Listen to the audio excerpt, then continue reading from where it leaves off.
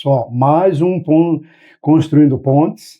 E hoje nós vamos falar de coisas assim um pouco mais complementar ao que a gente fala no dia a dia das empresas, né?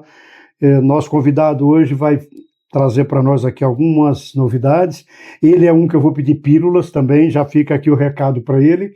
Por quê? Nós vamos estar falando sobre governança, nós vamos estar falando sobre a questão corporativa, nós estamos falando sobre compliance, uma série de coisas que permeia toda essa questão do que a gente chama aí do ESG, tá bom? Então vamos aproveitar a presença do Dr. Roberto Armelin. Seja bem-vindo, é um prazer ter conosco e queria aqui te ouvir. Aqui, Beto, vou te chamar você de Beto, que você é mais meu conhecido como Beto. É assim, ó, eu não apresento ninguém. Cada um se apresenta, fala o que quer, então você fica à vontade para você falar, mas é importante as pessoas saberem com quem está falando para que ela possa ouvi-lo, tá bom? Mais uma vez, obrigado pela tua presença. Bom, Chico, obrigado pelo convite. É uma alegria estar aqui com você, falando desse assunto tão importante no mundo de hoje. Eu vou me permitir desdobrar um pouco a sua proposta de tema. Nós vamos falar aqui de governança, vamos falar de compliance, vamos extrapolar o compliance para integridade. Bacana. E eu acho que a gente tem que terminar falando de como isso gera sustentabilidade humana. Então a minha proposta é começar com a governança como um ponto de partida para a gente atingir aquilo que eu hoje acredito que é fundamental em qualquer organização, que é sustentabilidade humana. Quem sou eu? São 35 anos de carreira, advogado de formação, mas a essa altura eu diria que eu sou muito mais um humanista do que propriamente um operador do direito. Há 21 anos trabalhando com esporte, portanto trabalhando com aquilo que eu considero que é o fenômeno social mais potente do mundo para tocar o coração das pessoas e fazer com que elas se mexam para alguma finalidade. E, ao mesmo tempo, o paradoxo de ser um segmento da economia com muitos problemas de governança. Então, tanto como advogado, com uma atuação muito grande atendendo empresas familiares, junto com você, inclusive, durante muito tempo, e atuando no esporte, eu tenho a convicção absoluta que governança, compliance e integridade são pilares essenciais para que qualquer organização de qualquer tamanho se estruture e tenha condição de, com o mínimo de sustentabilidade para o negócio, atingir seus objetivos financeiros, obviamente, que é essencial, mas principalmente os objetivos de ESG, né? Os objetivos sociais e os objetivos de quem criou o negócio, né? Sejam eles quais forem. Então, resumindo a minha formação, um advogado que foi se especializando em compliance e integridade e foi procurando ajudar as empresas, os negócios a se estruturarem para terem longevidade, para crescerem, prosperarem e recentemente a gente entrevistou aqui um colega e a gente estava falando sobre a profissionalização da empresa. Eu acho que tem um pouco a ver com tudo isso, né? Mas eu queria aproveitar a sua presença assim, para você esclarecer para as pessoas que essa sigla passa muito rápido e às vezes as pessoas não entendem direito. Fala um pouquinho para a gente, explica para os nossos ouvintes o que é o ESG, de maneira bem prática, que eu sei que você também é professor, então, por favor, ajuda nós, o pessoal, a entender isso. Depois a gente detalha um pouquinho na governança, por favor. Com prazer, e é muito simples, né? ESG é uma sigla que ficou famosa, mas é em inglês, é Environment, Social and Governance. Para o português é o ambiental, social e a governança. Muita gente acrescenta mais um E no ESG, né, que seria economia, no sentido de que sem economia não chegamos a lugar nenhum com uma governança, que é a estrutura, em termos de impactar positivamente tanto o meio ambiente quanto projetos de cunho social. Então, muita gente que fala de ESG acrescenta esse E, e eu acho que faz sentido, sim. Bacana. Você, na tua fala, você fala sobre a importância que tem das empresas olhar para a questão da governança. Vamos falar para o empresário que está tentando entender como implantar isso. O que é a governança? Como é que se faz a governança no dia a dia? Traduz isso assim para a gente fazer o povo entender um pouquinho melhor. Que, por exemplo, tá bom, eu gostei da ideia, quero, mas o que é? Para ele ter um pouco mais de consistência e de informação. Boa pergunta. Vamos lá. Trocando em miúdos, a governança é a definição estratégica das regras do jogo, não só do dia a dia, mas como dos objetivos lá adiante. Eu gosto muito de um conceito de uma organização de governança que eu tenho frequentado, chamada Startse. Eles falam de ambidestria. Então, é olhar para o hoje, mas sempre com a mentalidade no amanhã. Mas falando da governança propriamente dita, é um conjunto de regras de como a gente se organiza, distribui as tarefas, as responsabilidades e colhe as prestações de contas para poder avaliar o que está acontecendo e corrigir tudo aquilo que precisa ser corrigido para a gente continuar crescendo e evitar começar a cair. Quando você fala em regras de convivência e governança, é aí que está inserido o compliance?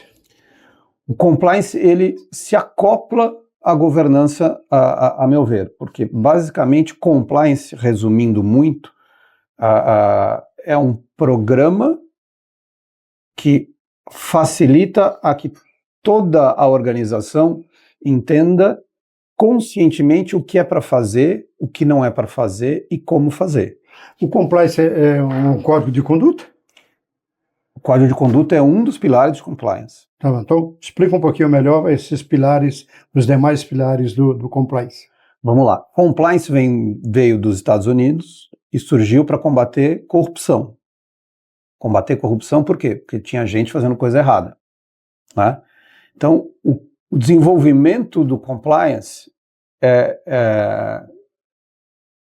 se fez através de um programa ou de um sistema que se acopla na empresa, na organização, e não importa o tamanho.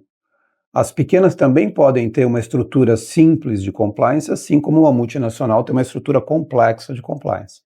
Esse sistema permite que todos sejam orientados ativamente no que deve fazer, no que não deve fazer e como fazer. De que forma? Tendo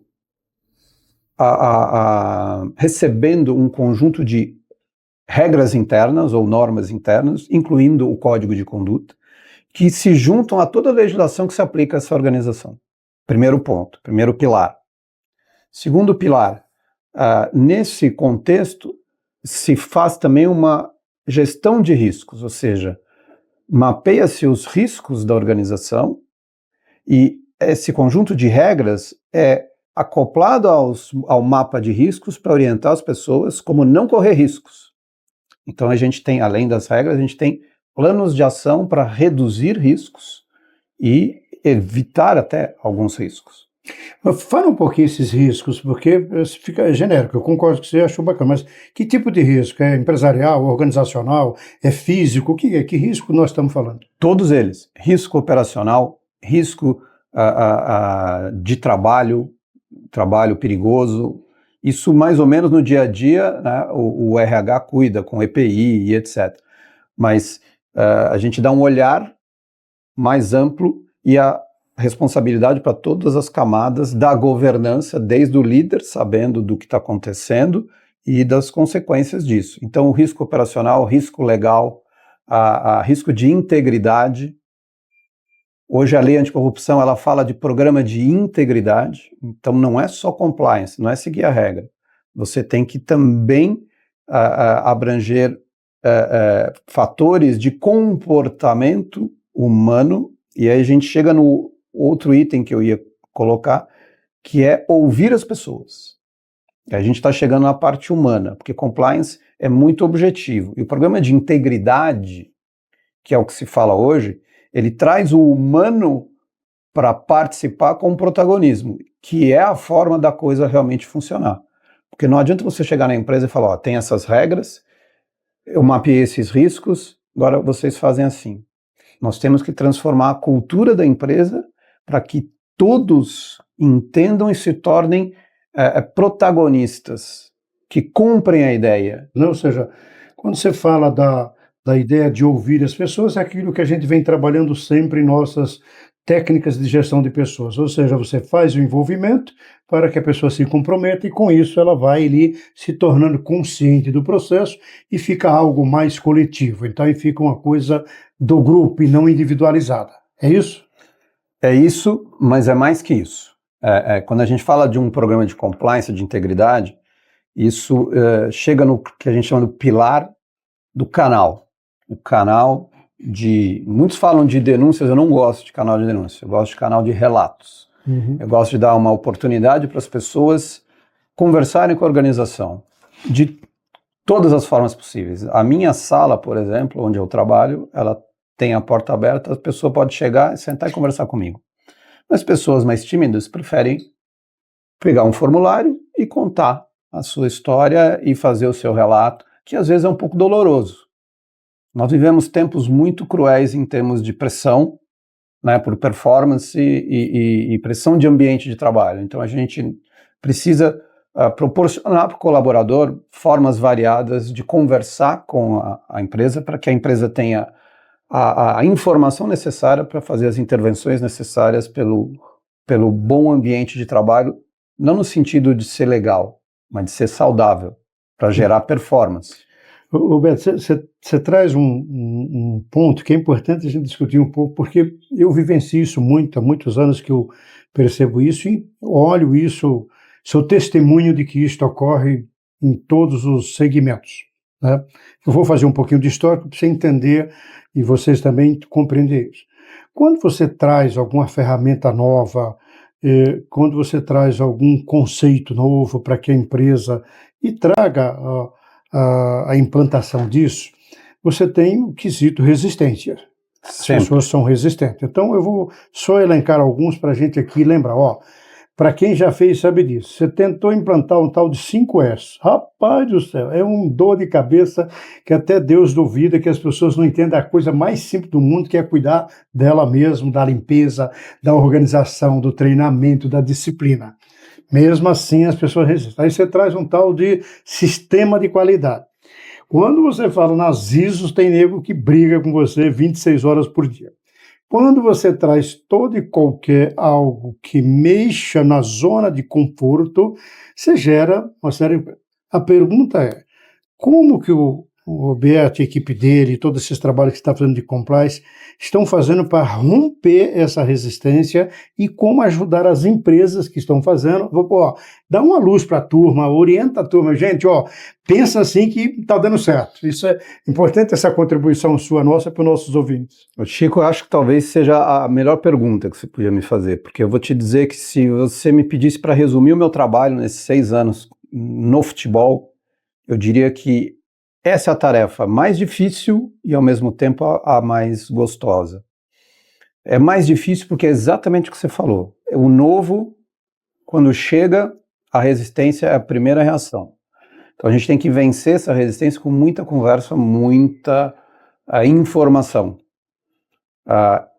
Esse processo chama-se transformação da cultura organizacional. Isso não é fácil em lugar nenhum. Eu hoje trabalho com futebol.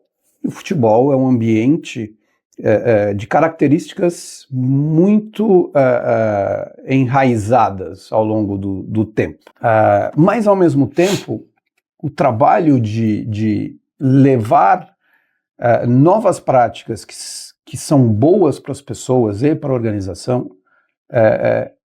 é muito gostoso, para não dizer recompensador mesmo profissionalmente. É difícil? É muito difícil. Não se faz isso em 6 meses, não se faz em 1 ano. Em 2 anos alguma coisa a gente começa, no segundo ano a gente começa a colher alguma coisa. Mas são muitas estratégias de comunicação, essencialmente. Por isso que eu digo que um canal para receber qualquer feedback dos colaboradores, ele é útil. Mas não pode ser o único canal. Eu entendo que a gente tem que explorar bastante a realização de pesquisas internas, de clima organizacional e tantas outras, até para desenvolver o hábito no colaborador de se abrir. E o colaborador tende a não se abrir e resistir porque a gente provavelmente está com um ambiente com pouca segurança psicológica, um ambiente com um certo grau de medo, que é outro desafio legal, só para concluir o raciocínio. Então, esse processo de transformação da cultura organizacional é muito rico, porque ele só proporciona evolução, crescimento pessoal e profissional para as pessoas. Agora, claro, vários ritmos, depende da formação de cada um engaja com mais ou menos resultado, e a gente tem que conseguir mapear e ajustar estratégias. Quando a gente discute isso, e minha experiência mostra isso, Beto, de que o caminho mais assertivo para contribuir nessas mudanças do clima, mudança de cultura organizacional, mudança de comportamento. Você conhece uma mudança de comportamento, né? Que a cabeça, as lideranças principais, seja ele classificada como presidente, CEO, não importa aí o signo dele, se esse personagem não apoiar, a coisa tem muita dificuldade. É isso mesmo? 100%, Chico. Você chegou no próximo passo absolutamente indispensável, né? Liderança. Liderança no sentido positivo, né? Claro. O líder consciente, como diz o Goleman, né, o Daniel Goleman, o líder com inteligência emocional. De fato, a ausência de liderança que liderou o processo, né? Então, nos programas de compliance e integridade, inclusive o pilar número 1 é o chamado tone from the top, ou tom da liderança, que não é simplesmente dar um joinha, contratar o diretor de compliance, diretor de integridade e falar, faz aí.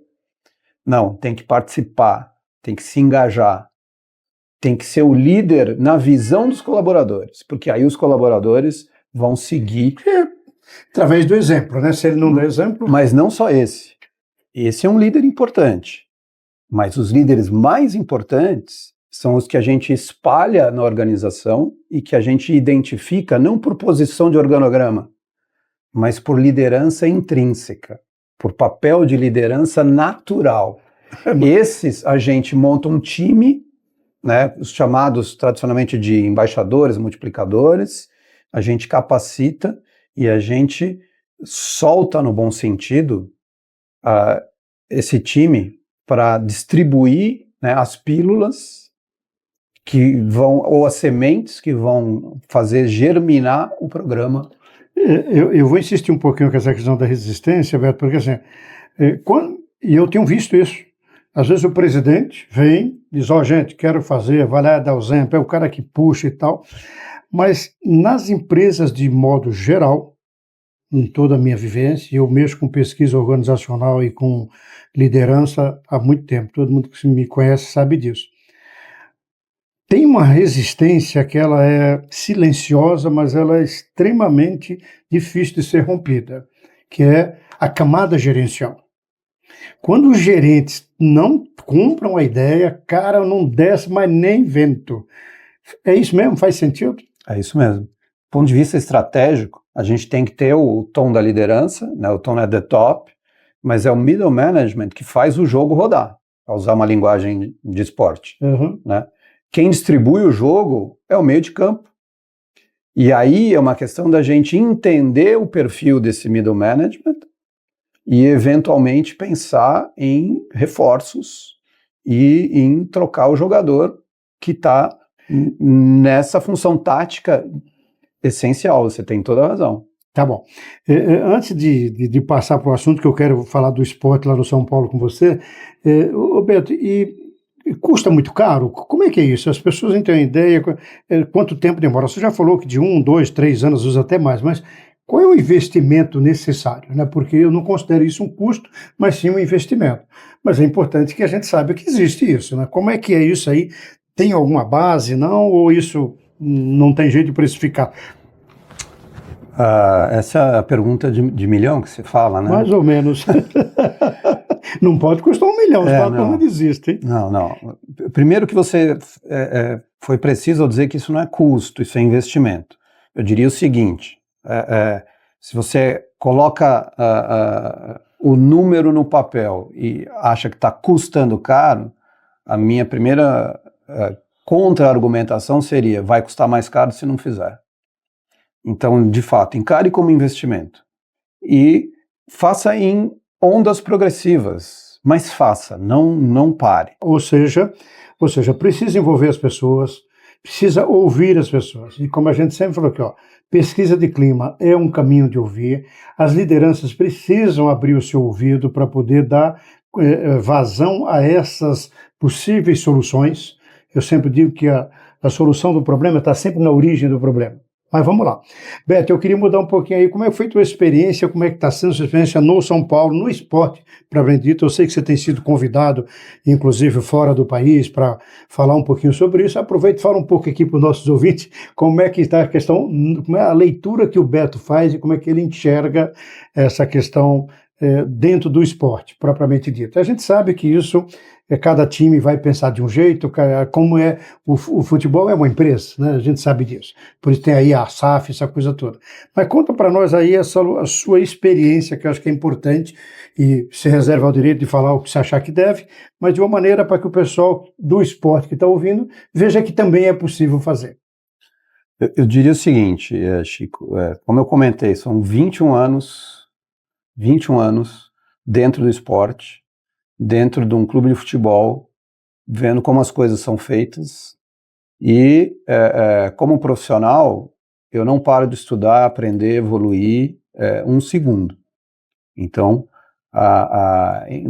nesses 21 anos eu estudei muito, né? A gente já trabalhava com governança há 20 anos atrás e eu diria o seguinte, o esporte, pela sua tradição de organizações sem fins lucrativos, de modelo associativo, tem uma estrutura de governança muito travada, muito estática, que depende de mudança estatutária com a Assembleia Geral. Isso que eu dizer, ponta do estatuto? Isso é uma dificuldade operacional, procedimental, que acaba impactando. É diferente de uma empresa que você muda o contrato social, junta os sócios, e vou te interromper, você tem agilidade, entendeu? Vou te interromper, mas é fácil mudar um estatuto, não? De um clube? Você precisa de assembleia de sócios. Entendi. Então você pega um clube que tem 8 mil, 10 mil sócios. Ixi. Se é difícil fazer assembleia de condomínio, imagina a assembleia de sócios de clube. Então isso dificulta operacionalmente você evoluir em termos de melhoria de várias estruturas, e a governança é uma delas. Além do fato de você ter muita gente para opinar e você ter uma dificuldade muito grande de coletar as opiniões de todos e chegar num modelo que faça sentido para a organização. Isso vale para qualquer clube, tanto dos clubes que não tem um time de futebol, quanto para clubes que têm um time de futebol. Com um time de futebol você tem a torcida, que é apaixonada e que quer responsabilidade, quer correção e quer resultado. Sem dúvida. Né? Aliás, as torcidas são muito exigentes, né? Não, mas é o papel delas e está tudo certo. O grande desafio do esporte em geral, a meu ver, é governança e gestão. Nesses 20 anos, estando há 6 anos dentro de um clube de futebol, continua sendo o grande desafio governança e gestão. Eu nos últimos 3 anos, faço parte como conselheiro convidado do prêmio Sou do Esporte. Sou do Esporte é um prêmio que foi criado há 11 anos atrás, com o objetivo de estimular as organizações esportivas a melhorarem as suas estruturas de governança, transparência, integridade, prestação de contas. Uhum. E a verdade é que, muito pela atuação assim obstinada da Fabiana Bentes, que é a fundadora, muitas organizações do movimento olímpico, confederações de modalidades do movimento olímpico, têm melhorado assim a olhos vistos as suas estruturas de governança, de integridade, de participação de atletas, de prestação de contas e tem colhido frutos disso. Ô Beto, eu tenho que perguntar, porque você abriu um leque aí, assim, e como é que fica essa questão da SAF? Porque veio aí entre alguns clubes aí que começaram, e como é que está essa situação aí, como é a leitura que você faz, tua visão profissional, independente se você está certo ou errado, como é que você percebe? A SAF é um bom caminho ou não é um bom caminho? A SAF é um modelo societário válido. A ideia da SAF foi criar um modelo societário que já vem com uma governança mais sofisticada e embarcada. Vem pronta já, né? E você molda. Claro, né? claro. Mas não é garantia não é uma solução para todos os problemas, porque não basta a governança, você precisa, a governança, como a gente falou, é a estrutura. O que você precisa ter aqui? Você precisa ter gestão. Para ter gestão, você precisa ter profissionais. Para fazerem a gestão, você precisa de líder. E você precisa, obviamente, de um modelo de gestão que seja profissional, que tenha compliance, na minha visão, que tenha prestação de contas, que tenha transparência, que tenha integridade. E você vê no esporte em geral modelos de clubes associativos que vão muito bem, obrigado, e o Real Madrid é o maior deles. Aqui no Brasil, os dois maiores clubes, em termos de performance, dentro e fora de campo, do momento, são associativos, são Palmeiras e Flamengo. E você vê modelos de sociedades anônimas, né, que no Brasil a gente chama SAF, em Portugal é SAD, e na Inglaterra não tem um nome exatamente como esse, todos os clubes ingleses são sociedades desse modelo, que vão muito bem, e alguns que vão mal. Então aqui no Brasil a gente tem algumas histórias de SAFs que não deram muito certo, estão lutando, estão batalhando, tem algumas disputas. Então a SAF não é a garantia que vai dar certo. Para dar certo, você ainda vai precisar de gestão e de liderança. Pessoal, a gente está conversando sobre governança, sobre compliance, sobre sustentabilidade, uma série de coisas que a gente ficaria o dia inteiro. Aí foi para o futebol, então aí a gente vai... Só falta cerveja aqui que a gente não pode tomar. Beto, eu queria que você fizesse suas considerações finais dentro do espectro, principalmente queria que você fortalecesse um pouquinho essa questão da sustentabilidade, que eu acho que isso é importante as pessoas perceber que não adianta fazer uma coisa se ela não tem continuidade, né? Por favor, fique à vontade. Perfeito, Chico. Obrigado mais uma vez pela oportunidade. Quando eu falo de sustentabilidade, é a sustentabilidade do negócio e a sustentabilidade das pessoas. Sem pessoas não tem negócio. E a verdade é que a gente vive um mundo e uma era em que as pessoas estão, por várias razões, em certo grau adoecidas. E quando a gente olha para as pessoas, a gente cuida da sustentabilidade humana, a gente vai aumentar a performance de todas as posições da empresa, e esse é um dos pilares que vai levar à sustentabilidade e à longevidade do negócio, né? Então, a rigor, quando a gente fala de ESG, nós estamos falando do papel da governança para ampliar o impacto ambiental e social da atuação da empresa, mas tudo depende da empresa estar sólida enquanto organização na busca do seu core, do seu objetivo social, seja ele qual for, né? Seja varejo, seja o agronegócio, seja o esporte. A empresa tem que estar sólida e sustentável para ter longevidade e enfrentar as novidades que a vida nos traz. E a inteligência artificial está aí mudando muitas práticas internas. E a gente precisa olhar para o hoje, pensando em como vai ser amanhã, para a gente planejar como que a gente vai assegurar a sustentabilidade do nosso negócio. Eu não tenho dúvidas que estratégias de ESG ajudam a sustentabilidade, e eu não tenho dúvidas que a sustentabilidade humana, ou seja, o olhar e o cuidado do colaborador, é fundamental nessa estratégia, porque, de novo, pessoas saudáveis performam melhor. E um time de pessoas que performa melhor leva o resultado da empresa, seja ela qual for, para melhores números no final do dia. Bacana, cara. Ora, o Roberto deixou para nós aqui algumas mensagens que é importante. Primeiro, a governança se aplica em pequena, média e grande empresa, compliance a mesma coisa, isso é muito mais atenção, e principalmente para olhar uma mudança necessária na cultura organizacional da empresa. Beto, obrigado mais uma vez, Deus abençoe. Um abraço.